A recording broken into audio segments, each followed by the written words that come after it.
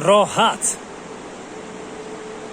انا دوستان عزیز 32 کیلومتری وارزوب دا اینا کشوداشوی انامین دچا بگیم. اینا برادرای عزیز من با شما توصیه میتونم بیایید حلاوت ببریم. بهترین جا ایرا بینید. باور کنین دوستان، نه انتالیای خیلی های نه دوبای خیلی های. ای همین دوبای دا میریم بالای دو قم دا ای قپلی معشر را از خود میکنیم. اوخی ای داری وطن جانومه، ای دار ای بوی ای وطن جانوم ای رو بی. ای که داشت تپو علاقه بی. ای استراحتگاه ها رو بی. اینا راحت بیایید با حضور راحت کنیم بچه.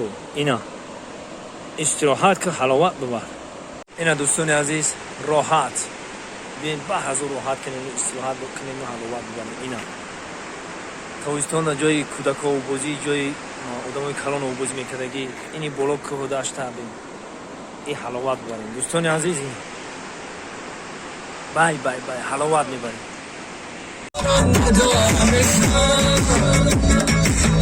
میبری دلادای چشمت منو دریا و بازم یادم با تو بازم که بینی خور با حواست به حواسم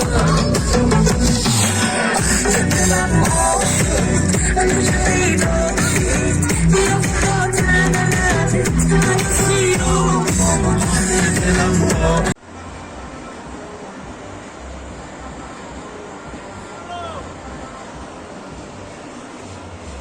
خوبیه. سلام علیکم. اینا بچه راحت داریم.